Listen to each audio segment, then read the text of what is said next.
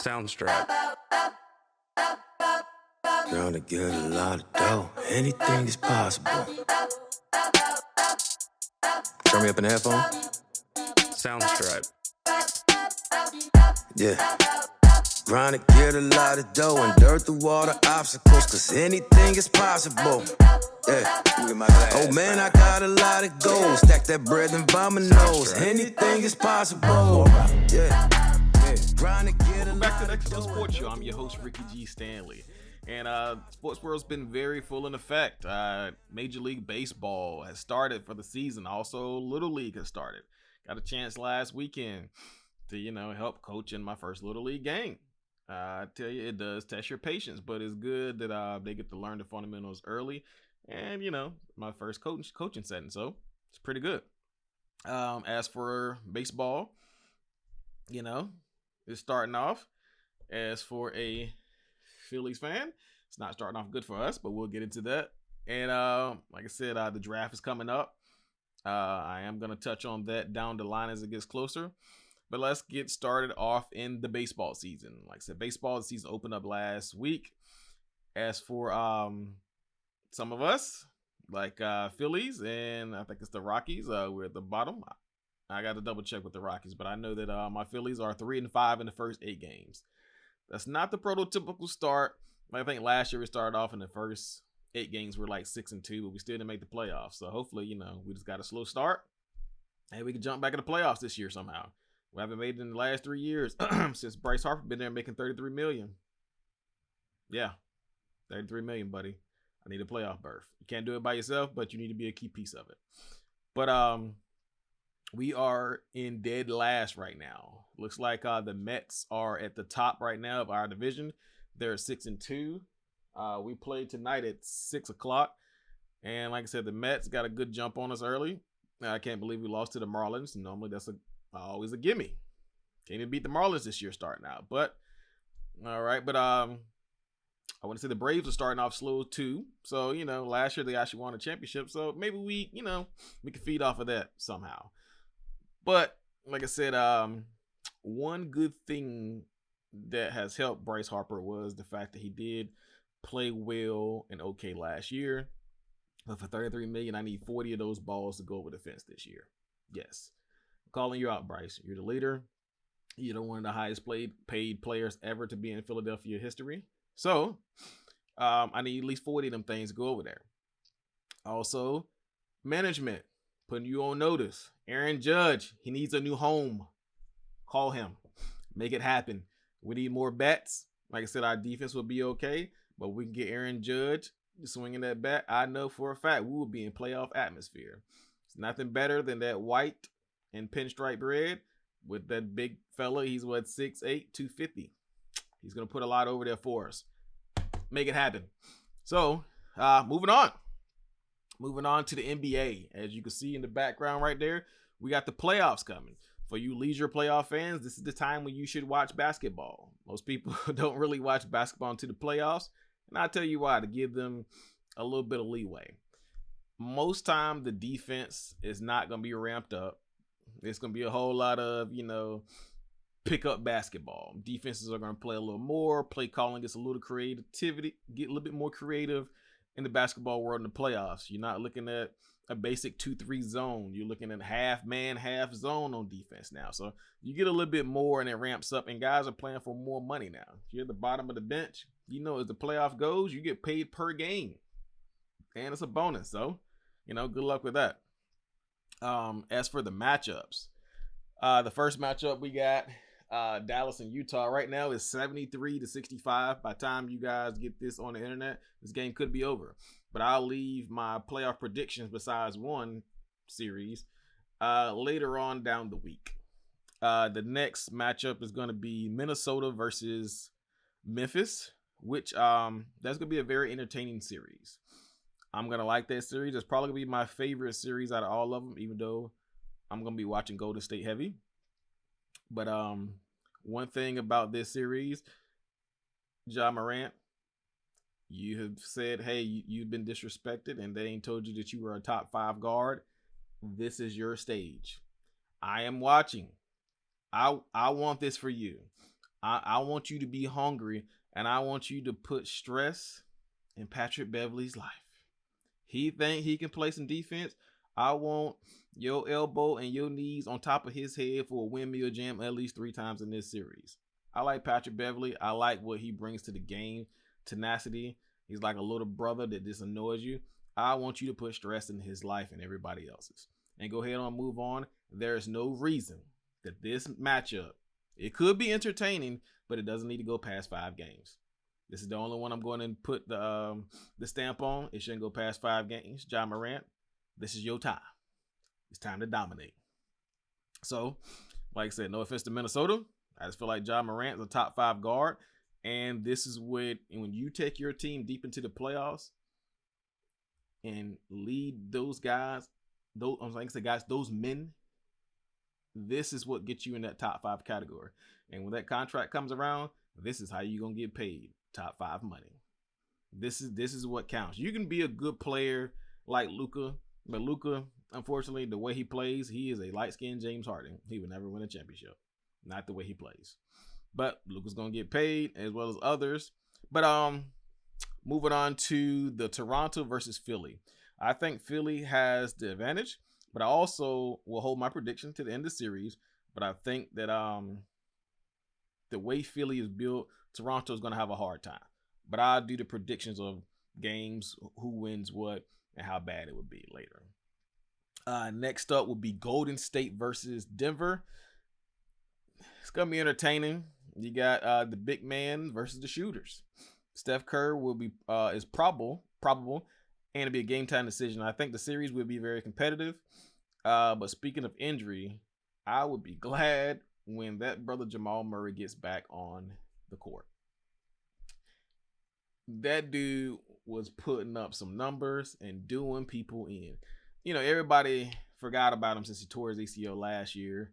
They've been excited with Ja Morant and the rookies and Steph Curry's having a good year and all that stuff. But people forget that Jamal Murray was doing people in. He still got one of the worst lethal crossovers I've seen.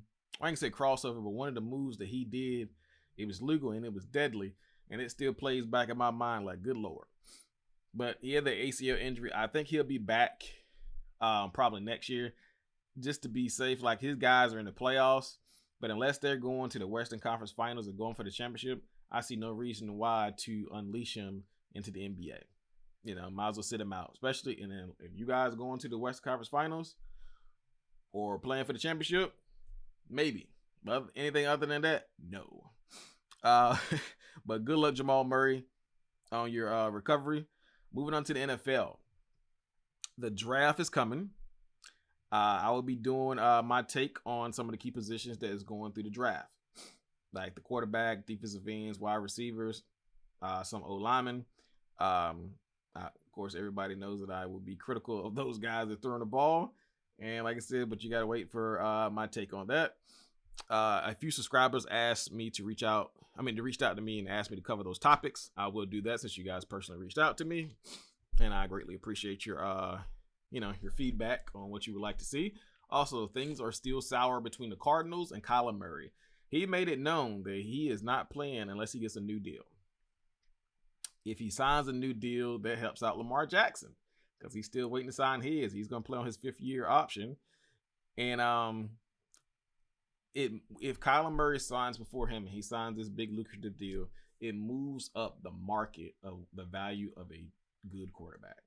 Lamar Jackson is one of those guys that his stats don't say how good he really is, but the guy's winning. He's playing well. He has to move his game up, but he has the skills for it. I don't doubt that he don't have the skill set. I had more faith in him than I had in Josh Allen from the Bills. But like I said, if Kyler Murray signs before Lamar Jackson, it's going to put the pressure on the Ravens because they're going to have to match that, if not better, if they want to keep him. And I'm pretty sure there are 32 teams that's willing to have Lamar Jackson on their roster. But back to Kyler Murray. However, I really don't like that he's willing to sit out because of this contract. That's my personal opinion. Everybody's like, oh, he needs to get his money. He's going to get his money regardless. He has the talent. As long as he stays healthy, somebody's going to pay him. But the fact that you're going into You're still on the contract, so he's going into his 4th year on the contract. I understand, but the thing is, he's a number 1 overall pick. He got a good deal according to rookie deals, but the fact that he's not on his 5th year option and he's still on the contract and he's willing to sit out. If it's Emmitt Smith, which Emmitt Smith was underpaid, I understand him sitting out. The diva wide receivers with their attitude and they feel like, they deserve all they get, I understand that. If you're a cornerback or a defensive cornerstone player and you sit out, I understand that. But as the quarterback, they get paid the most because they have the most pressure on them. And also, when your team lose, they blame you. They don't care if you put up 52 points and your defense gave up 58. They don't care. You're a leader amongst men. Act like it. When they asked him why did he delete all the content with the Arizona Cardinals, he said, kids like like me, but I don't want to hear that. You can't be a kid when you feel like it's convenient. Either you're a grown man or not. Handle your business. And if you don't want to play for the Cardinals no more, keep doing what you're doing. Now, however, you still will get paid because you have a good skill set and somebody will pay you. But I feel like you're in the best position and conducive to what you can do in the NFL. I don't think you can take your talents and go to the Giants and take them to be 10 wins. I don't think you can go to the Lions and do the same thing. You ain't going to do that. You might be good, but you're not that good. And if I was that GM and you want to play hardball, I would send you to your death to the Lions. And I would watch you every Sunday go 0-16. This is my personal opinion. Like I said, if you want franchise, you could always play on this year's deal. If they franchise tag you, the worst thing that can happen is they got to pay you top 5 money right now, which is stupid on their behalf because they're going to be spending more money if they don't put you on a long-term deal. So play it out. Put your big boy pants on, because if you get top 5 money on a 1-year deal, guess what happens next year? They have to pay you even more, and it's probably going to be more than the number 1 quarterback that's in the NFL. So it's lucrative for you to go play. It's also better for them if they can get you on a long-term deal that you both agree to. The worst thing you can do is ask for more money in a deal that wipes out your whole team and you lose your offensive line and the weapons around you. And then you're going to be 0-16 for real. So, like I said, it's ways to do it, to take care of your business, but you can't act like a kid and want to be the head of a franchise. You can't do it. And worst case scenario, on your half, Kyler, I am on your side, just giving you advice. The worst thing that can happen is you play on a franchise tag for 2 years and then they end up trading you to the Indianapolis Colts. It's not a bad deal. The Colts can really use you. Matty Ice, I think he's going to be done in about 2 years. But, like I said, that's down the road. I'll keep an eye on it. But as for money, Derek Carr did sign a 3-year extension for $121 million. That is $65 million guaranteed. I've always been a fan of Derek Carr because he's kind of like, he was in the shadow of his older brother, which totally tanked. I wasn't a fan of his older brother. I thought he stunk it up. And they was like, oh, he was better than he really was. No, he wasn't. But I feel like Derek Carr has always played better than he's got credit for. He had to deal with a whole lot, different coaches, different staffs. When he broke his leg that year, he could have and almost would have been a top 2 pick for the MVP that year. And he wanted to finish his career as an Oakland Raider. With 3 years added to his deal, I think that'll probably bring him to the mid-30s. And I think he still has some more to tank, depending on how things go. He stay healthy. So Derek Carr, congratulations to you. I feel like there's a lot that's going to come out of the Las Vegas Raiders this year. You got Adams. You got him on a new contract. You still going to have a healthy Jacobs this year. And I'm pretty sure they're going to pound, go play action. And they're going to put up a lot of points. Expecting a lot out of you guys. But, that's only on paper. We won't know until, as time passes. But as for time, this is mine. I'm your host, Ricky G. Stanley. And I Soundstripe. Out of here. Trying to get a lot of dough. Anything is possible. Turn me up in the headphone. Soundstripe. Yeah. Trying to get a lot of dough and dirt through all the obstacles, cause anything is possible. Yeah. Oh man, I got a lot of gold. Stack that bread and vomit nose. Anything is possible.